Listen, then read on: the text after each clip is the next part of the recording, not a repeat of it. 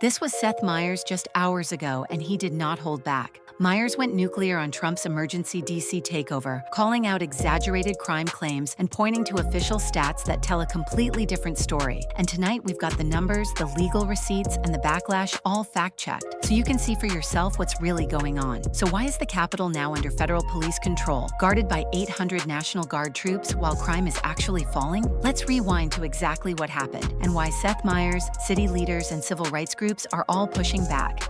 The takeover. On August 11th, Trump invoked Section 740 of the D.C. Home Rule Act, seizing control of the Metropolitan Police Department and ordering an 800 National Guard troops. In his announcement, Trump compared D.C. to some of the most dangerous cities in the world, citing Mexico City and Bogota. I'm announcing a historic action to rescue our nation's capital from crime, bloodshed, bedlam, and squalor, and worse. This is Liberation Day in D.C., and we're going to take our capital back. We're taking it back. Under the authorities vested in me as the President of the United States, I'm officially invoking Section 740 of the District of Columbia Home Rule Act. You know what that is? And placing the D.C. Metropolitan Police Department under direct federal control, and you'll be meeting the people that will be directly involved with that. Very good people, but they're tough, and they know what's happening. They've done it before. In addition, I'm deploying the National Guard to help reestablish law, order, and public safety in Washington, D.C., and they're going to be allowed to do their job properly. Our capital city has been overtaken by violent gangs and bloodthirsty criminals, roving mobs of wild youth, drugged-out maniacs, and homeless people.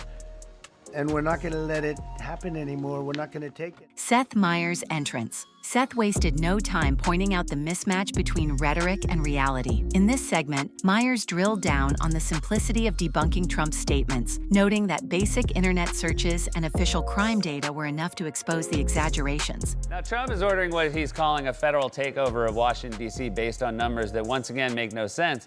And you don't have to take it from me. CNN fact-checked him live as he was talking. The murder rate in Washington today is higher than that of Bogota, Colombia, Mexico City, some of the places that you hear about as being the worst places on earth, much higher. This is much higher.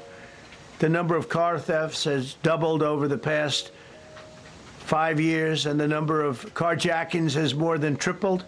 We've had presidents who've lied before, but we've never had a president who is this easy to fact check. But who are you going to believe? The stat nerds at CNN or the guy who says we can lower drug prices by 1,500%?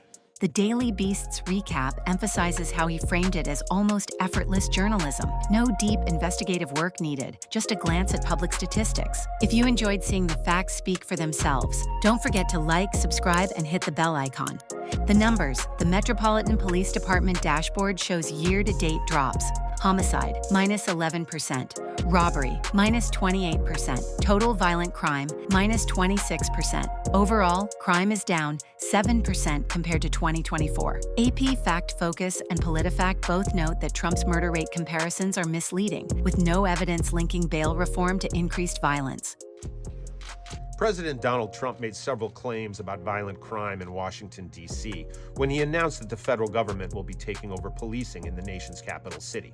I'm announcing a historic action to rescue our nation's capital from crime, bloodshed, bedlam, and squalor.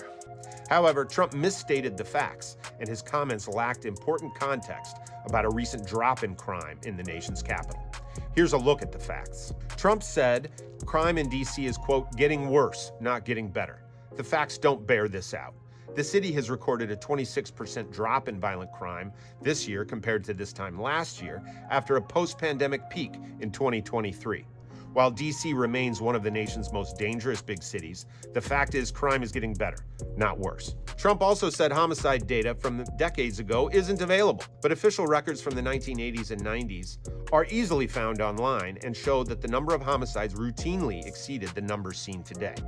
In 1990, for instance, the city reported almost 500 homicides. compared to 187 recorded last year. Finally, Trump said the murder rate in Washington today is higher than that of Bogota, Colombia, or Mexico City, or other cities that have long been considered unsafe. On this one, Trump is correct. D.C.'s murder rate is higher than many global cities, including some that many Americans would consider less safe. But Trump is leaving out important context. The U.S. in general sees higher violent crime rates than many other countries. And while Washington is among the nation's most dangerous cities, others have higher crime rates. Seth Meyers, Trump's $200 million ballroom amid, and then came the ballroom joke because nothing says crime emergency like a $200 million party space. Seth Meyers mocked the contrast between Trump's dire crime warnings and his $200 million White House ballroom project.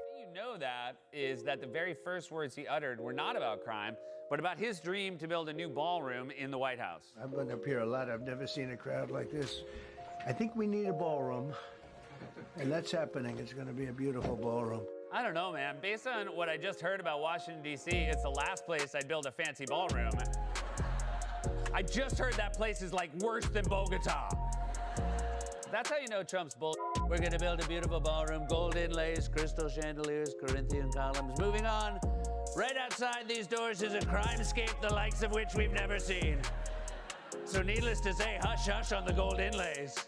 The Daily Beast highlighted how the joke worked because it underscored the absurdity of declaring D.C. unsafe while funding a lavish gala space. The backlash, Mayor Muriel Bowser called the order unsettling and unprecedented, arguing D.C. crime is dropping and the move undermines local governance. It is also true that we experienced a crime spike post-COVID, but we worked quickly to put laws in place and tactics that got violent offenders off our streets and gave our police officers more tools, which is why we have seen a huge decrease in crime because of those efforts. ACLU-D.C labeled it baseless political exploitation and flagged the legal limits. Politico reports that D.C. officials view Trump's federal takeover as a direct assault on home rule, legal reality. Under Section 740, Trump's control is limited to 48 hours unless extended up to 30 days with justification. Long-term control likely needs Congress, where opposition is ready to fight. AP's legal analysis explains that Section 740 allows a 48-hour federal takeover of D.C. policing, but any extension requires a clear, ongoing emergency. Trump could stretch it up to 30 days, yet longer control would need new legislation, difficult in a divided Congress. Media and public reaction. MSNBC contributor Eddie Glaude called it red meat for Trump's base. CNN anchors talking about the decrease in the crime rate in D.C. in recent years.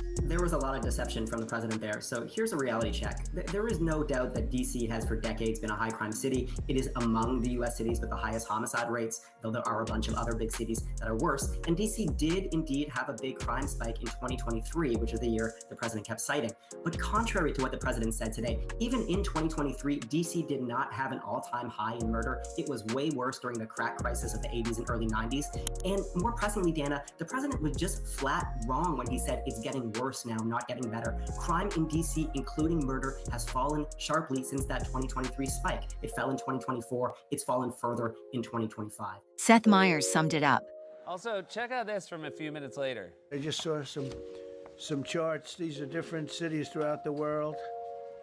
Red is okay.